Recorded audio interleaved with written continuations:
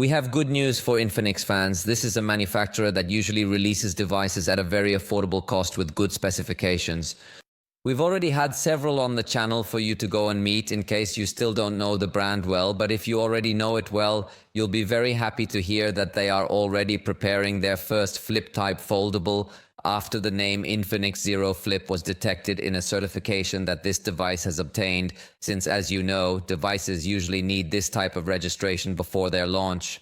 At present, we are unable to know any features of this foldable device, so everything remains a mystery.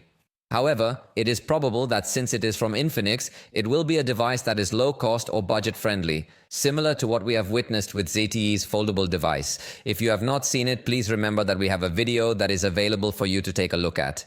And in the same way, there are some other manufacturers that are starting to release this type of affordable foldables, with simpler processors, with simpler cameras as well, but still retaining the traditional characteristic of foldables. So we could see growth in the foldable market in this 2024 if more manufacturers are encouraged to launch their affordable foldables. Remember, Samsung also preps affordable foldables set to unveil this year along with their other highly anticipated devices.